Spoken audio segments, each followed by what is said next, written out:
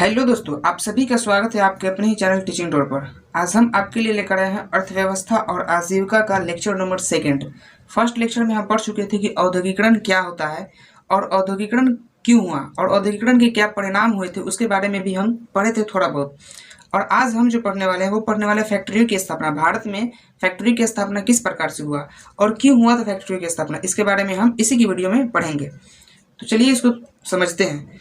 भारत में फैक्ट्रियों की स्थापना का थोड़ा सा पीछे चलते हैं और उसे जानते हैं। 1850 ईस्वी जब चल रहा था, 1850 ईस्वी में जो अंग्रेज थे उन्होंने कई छोटे बड़े देशों के अंदर अपने उपनिवेश स्थापित किए। उसी उपनिवेश के माध्यम से उन्होंने उस देश के अंदर कुछ कंपनियों की भी स्थापना किया था, जिस वजह से जिसमें एक देश भारत भी था। अब भारत के अंदर जब उन्होंने कंपनियों की स्थापना की थी तो भारत के अंदर जो भी कुटीर उद्योग, जो हाथ से लोग उद्योग की स्थापना किए थे, यानी कि जो हाथ से जो भी लोग बनाते थे, उसका पतन होने लगा, क्योंकि जो फैक्ट्री में सामान उत्पादित होता था उसकी गुणवत्ता अधिक होती थी और भारत के में जो भी मजदूर लोग हाथ से उत्पादन किया करते थे उसकी कीमत भी कम होती थी और उसकी क्वालिटी भी कम होती थी, जिस वजह से भारत के जो भी कुटीर उद्योग करने वाले जो भी लोग थे उनका माल बिकना बहुत ही कम हो गया था और वो घाटे में जा रहे थे। इसी क्रम में भारत में फैक्ट्रियों की स्थापना, ये महसूस किया गया कि भारत में भी फैक्ट्रियों की स्थापना होना चाहिए और इसीलिए भारत में फैक्ट्रियों की स्थापना हुई थी।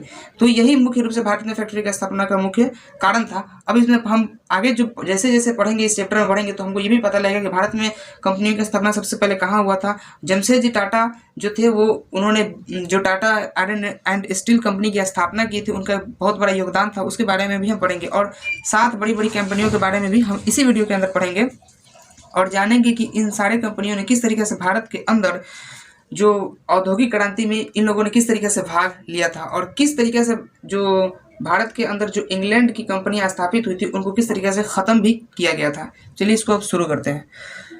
औद्योगिक उत्पादन से भारत में कुटीर उद्योगों को बंद हो गए। हम आपको बताएं कि औद्योगिक उत्पादन से भारत में जो कुटीर उद्योग था वो बंद हो गया। कुटीर उद्योग का मतलब हो गया कि जो कि हाथ से जो भी सामान का उत्पादन किया जाता था, जैसे कि सूती वस्त्र हो गया या फिर जो भी ऊन के से सामान बनता था, वो साड़ी का अब वो चूँकि हाथ से बनता था तो वो सारे बंद हो गए थे।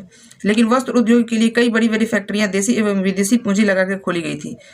जो कुटीर उद्योग से जो भी हाथ से जो भी सामान बनाए जाते थे वो तो बंद हो गया, लेकिन फिर भी जो सूती वस्त्र की जो मांग था वो तो कम नहीं हुआ था, क्योंकि सूती वस्त्र का नाम पूरे इंग्लैंड में बहुत ज़्यादा था, जो भारत से ही जाया करता था।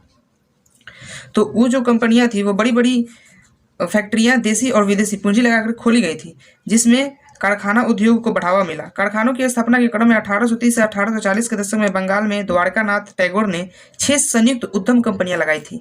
इसी क्रम के जब कंपनियां खोला जा रहा था तो उसी क्रम में द्वारकानाथ जी ने 6 संयुक्त कंपनियों की भी स्थापना की है। कहाँ पे? बंगाल में। और इसी क्रम में सर्वप्रथम सूती कपड़े की मिलें भी 1891 में मुंबई में स्थापित की गई थी। मुंबई शहर में 1891 में सूती कपड़े की मिलें स्थापित की गई थी। और फिर आगे बढ़ते हैं, चैप्टर पन्ना पलटते हैं तो पता लगेगा। आगे देखते हैं। मुंबई में 1891 ईस्वी में जो सूती कपड़े की मिलें स्थापित की गई थी। उसके बाद देखते हैं, यहाँ पारसी, गुजराती और बोहरा मुसलमान आदि जातियों के लोग सूती धागे और सूती कपड़ा तैयार करने वाले आधुनिक कारखानों के निर्माण में लग गए थे। पारसी कवास जी नानाजी दभार ने 1854 में पहला कारखाना निर्मित किया और तभी से इस उद्योग का इतिहास भारत में शुरू हुआ था। यानी कि जब धीरे धीरे कंपनियों का स्थापना भारत के अंदर शुरू हुआ था, यानी कि भारतीय लोग जब इस कंपनियों का स्थापना करना शुरू किए थे, तो उसी क्रम में ये कवास जी नानाजी दभार ने 1854 के अंदर जो पहला कारखाना भी निर्मित किया था। आप यहाँ पर देख सकते हैं कि ये भारत का नक्शा, इसके अंदर ये बंगाल में, बिहार, संयुक्त प्रांत में, पंजाब में, ये उस वक्त का नक्शा है जब भारत का विभाजन नहीं हुआ था। यानी कि बंगाल भी आप देख सकते हैं, यहाँ पर बंगाल भी है और यह पाकिस्तान वाला एरिया भी अभी भारत में इंक्लूड था, क्योंकि ये 1854 का बात हो रहा है। ठीक है, तो 1854 में भारत जो था वो बंटवारा नहीं हुआ था। उसी वक्त का ये संपूर्ण फिगर आपके बुक में, टेक्स्ट बुक में दिया गया है। तो अब आगे बढ़ते हैं।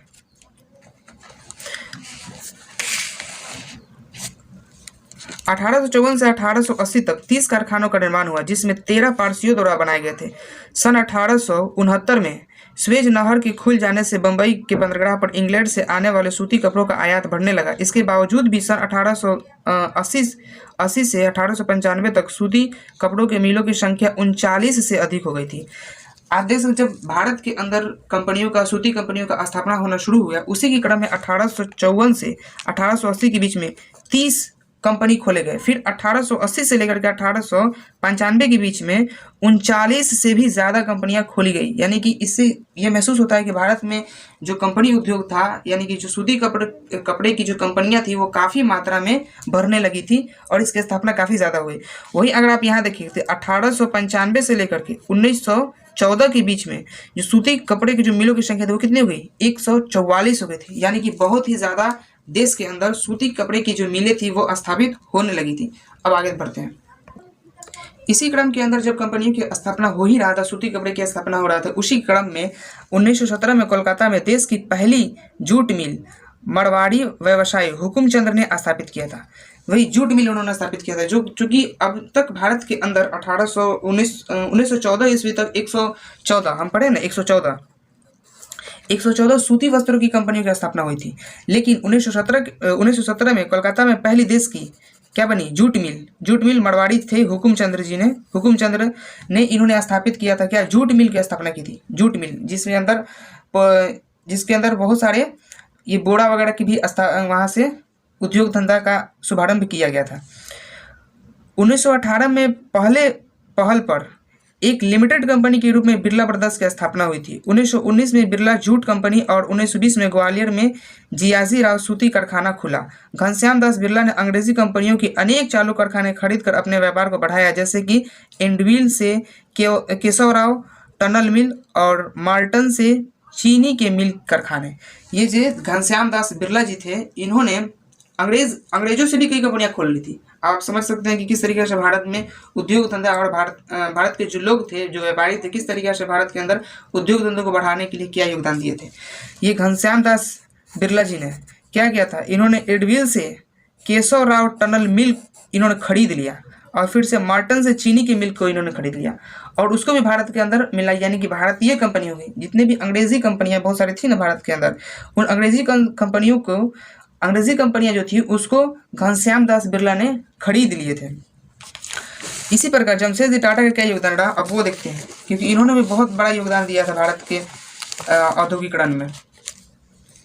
1907 में जमशेदजी टाटा ने बिहार के साक्षी नामक स्थान पर Tata iron and steel company की स्थापना की। जमशेदजी टाटा एक ऐसे भारतीय थे जिसमें भारतीय उद्योग की काफ़ी सूझबूझ थी और 1910 में उन्होंने Tata hydro electric power station की स्थापना की। स्वतंत्रता प्राप्ति के पश्चात लाहौर उद्योग ने काफ़ी प्रगति की।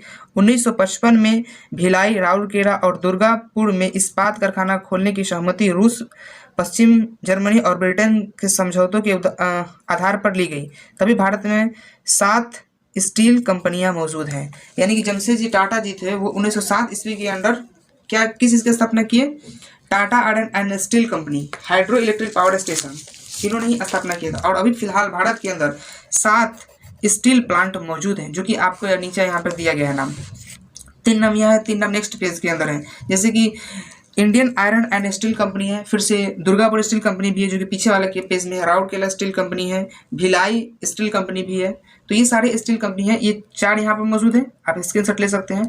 और 3 अभी आपको पीछे दिखाते हैं वहाँ पर, यानी कि 7 मुख्य रूप से स्टील कंपनियाँ हैं जो बड़े थे उस वक्त की स्थिति में, और अभी भी शायद 7 ही के क्रम में है। तो इस तरीके से जमशेदजी टाटा ने काफ़ी रूप से योगदान दिया। इन्होंने स्टील कंपनी की स्थापना की।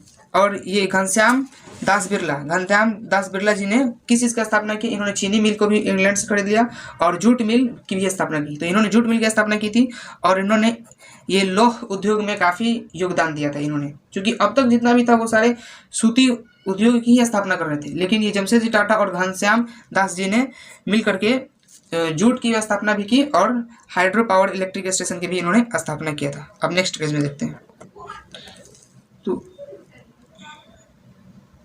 तो 3 कंपनियां और यहाँ पर भी मौजूद है, Bhilai steel company, Durga steel company और बोकारो स्टील कंपनी। 4 उधर था और 3 इधर, यानी कि 7 कंपनियां अभी भी भारत के अंदर मौजूद हैं। और ये जो फिगर दिया हुआ ये टाटा आयरन स्टील कंपनी की है, जो कि कहाँ पे है, जमशेदपुर के आसपास में ये मौजूद है। ये स्टील कंपनी जो जमशेदजी टाटा द्वारा स्थापित किया गया था। अब आगे देखते हैं। भारत में कोयला उद्योग का प्रारंभ 1814 में हुआ, जब रानीगंज पश्चिम बंगाल में कोयले की खुदाई का काम प्रारंभ किया गया। रेल के विकास के साथ ही सन 1853 के बाद इसका विकास प्रारंभ हुआ। इसका उत्पादन बढ़ने के लिए मशीनों का उपयोग हुआ। नवीन उद्योगों की स्थापना ने कोयले की मांग बढ़ा दी। 1868 में जहां उत्पादन 5 लाख टन था, वहीं 1950 में बढ़कर 3.23 करोड़ हो गया। तत्कालीन बिहार इस उद्योग का प्रमुख केंद्र था। यानी कि बिहार में ही इस जो उद्योग धंधा चल रहा था, क्योंकि टाटा एंड स्टील कंपनी की स्थापना हो चुकी थी। और जो अब उस स्टील कंपनी की स्थापना हुआ, तो स्टील कंपनी की स्थापना में जो भी चलता था वो कोयला से चलता था, कंपनी कोयला से चलता था। तो कोयले की मांग को पूरा करने के लिए रानीगंज के अंदर खुदाई करना शुरू किया गया। रानीगंज का पश्चिम बंगाल में है, तो वो पश्चिम बंगाल के अंदर रानीगंज है, तो वहाँ पर इस चीज़ की स्थापना, खुदाई करना शुरू किया गया कोयले की, ताकि कोयले की मांग बढ़ चुकी थी। जब सामान का उत्पादन किया जाएगा, मशीन चलेगा, तो उस स्थिति में कोयले की खपत तो होगी, तो इसीलिए कोयले की भी खुदाई की गई। इसी क्रम में ये पाया गया कि 5 लाख टन था उत्पादन 1868 के अंदर। वहीं जब 1950 आते आते कितना हो गया, 3.23 करोड़ हो गया। यहाँ पे लाख है, यहाँ पे करोड़ है, आप देख सकते हैं कितना ज्यादा उत्पादन क्षमता बढ़ चुका था भारत के अंदर। 1850 से 60 के पश्चात भारत में बगीचा उद्योग अर्थात नील, चाय, कॉफी, रबर और पटसन मिलें प्रारंभ हो गई थी। यानी कि 1850 से 60 के बीच में भारत के अंदर तो अब तक जो था वो, सबसे पहले हमने क्या देखा, सबसे पहले हमने देखा था कि सूती उद्योग की स्थापना हुआ। फिर हमने देखा कि जूट मिल की स्थापना किया गया। फिर हमने देखा कि जो टाटा एंड स्टील कंपनी की स्थापना हुआ। और अब इसी तरीके से भारत के अंदर नील की भी खेती काफ़ी रूप से की जाने लगी। चाय, कॉफ़ी और रबर, इन सभी का कंपनियां आहिस्ता आहिस्ता भारत के अंदर स्थापित होने लगा। और भारत में भी औद्योगिकरण की होड़ से लग गई और एक बहुत ही तेजी के साथ भारत में औद्योगिकरण बढ़ने लगा। और जो यहाँ के जो भी उस वक्त की सरकारें थी, उन जैसे कि आप यहाँ पे देख सकते हैं, यहाँ पे दिया हुआ है कि 1921 में सरकार ने एक राजस्व आयोग की नियुक्ति किया और उस वर्ष इसके प्रधान श्री रहीमतुल्लाह बनाए गए। इनके तहत 1924 में टीन उद्योग, कागज उद्योग, केमिकल उद्योग, चीनी उद्योग आदि की स्थापना हुई थी। 1930 के दशक में सीमेंट और शीशा उद्योग की भी स्थापना हुई। सूती से चला और कहाँ तक आ गया, सीमेंट उद्योग और शीशा उद्योग तक पहुंच गया। सूती उद्योग तो चले थे और सीमेंट उद्योग और शीशा उद्योग तक पहुंच गया। तो ये सारे उद्योग भारत के अंदर होने, और भारत में उस वक्त जो भी सरकारें थी, उस सरकार ने जो प्रधान बनाया था, किसको बनाया था, श्री रहीमतुल्लाह बनाए गए थे उस वक्त के प्रधान, जो कि इन सभी को देख रेख करते थे। और सरकार ने पाया कि भारत में अगर कुछ सुविधाएं बढ़ा दी जाएं, क्योंकि उस वक्त अंग्रेज़ों का ही हुकूमत था, लेकिन फिर भी उन्होंने भारत के अंदर जो भी इस तरीक़ा से बढ़ रहा था औद्योगिकरण, तो उसमें थोड़ा बहुत उन्होंने योगदान दिया, जिस वजह से भारत में कागज़ का उद्योग, केमिकल उद्योग और ये सारे उद्योग आहिस्ता आहिस्ता बढ़ने लगा।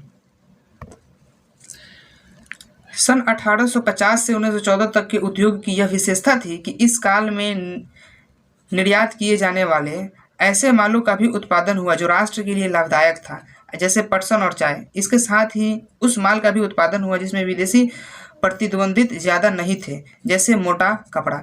यानी कि 1850 से लेकर के 1814 ईस्वी था, इस पीरियड के बीच में, इस समय के बीच में भारत के अंदर बहुत सारे उद्योग धंधे का विकास हुआ। जैसे सूती कपड़े, मैंने पीछे हम लोग पढ़े हैं, सूती कपड़े की स्थापना हुई, आयरन कंपनी की स्थापना हुई, फिर से चीनी के भी मिलों की स्थापना हुई थी। ये सारे मिलों की स्थापना हुई थी, ये भारत के हित में हो रहा था। यानी कि हमारे जो इस देश के अंदर ही सब कुछ हो रहा था। लेकिन उस वक्त जो स्थापना हुआ वो सिर्फ भारत के लिए ही नहीं, बल्कि विदेशों में जो भी लोग, विदेशी प्रतिद्वंदित को भी ध्यान में रखा गया। और वहाँ पर भी जो मांगे चीज़ें थी, जिस चीज़ का मांग बढ़ रहा था, तो वहाँ पर भी इसकी पूर्ति किया जाने लगा। जैसे कि आप देख सकते हैं यहाँ पे मोटा कपड़ा दिया हुआ है।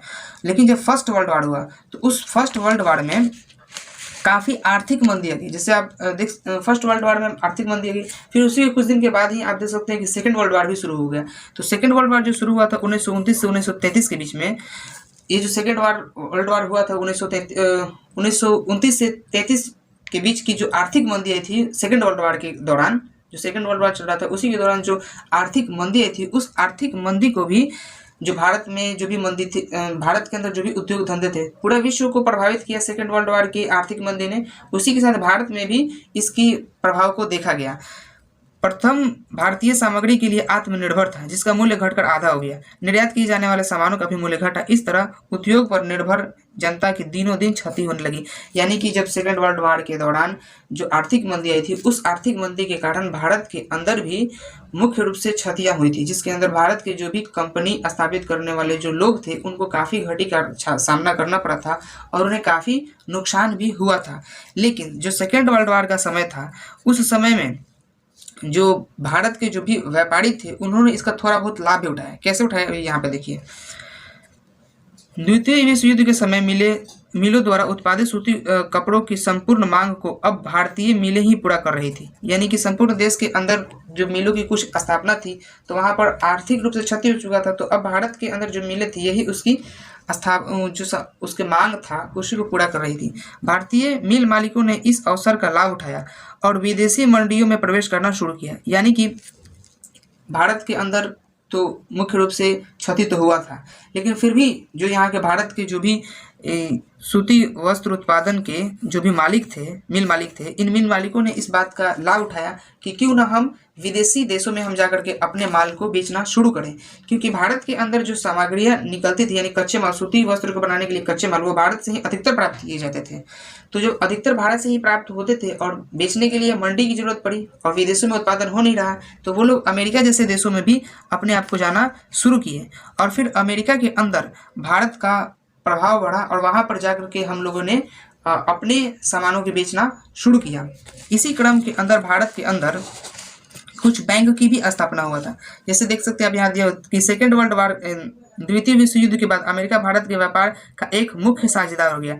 यानी कि जिस तरीके से अमेरिका जो सेकेंड वर्ल्ड वॉर हुआ था उसके बाद में जो आर्थिक मंदी आई, उस मंदी में जब भारत के लोगों ने जाकर के अमेरिका के अंदर अपने सामानों को बेचना शुरू किया, तो उस सामान जब बेचा जाने लगा तो उसका अमेरिका भी कभी रुझान कुछ भारत की तरफ हुआ और वह भारत को अब उपयोगी सामान देने लगा और भारत के कच्चे माल मंगाने लगे। यानी कि भारत में जो कच्चे माल थे वो भी मंगाने लगा और हम भी अपने सामानों को जाकर के वहाँ पर अमेरिका जैसे शहरों के अंदर बेचने लगे थे। यह कोई आश्चर्य की बात नहीं थी, क्योंकि युद्ध के समय वहाँ की उत्पादन क्षमता में काफ़ी वृद्धि भी हुई थी।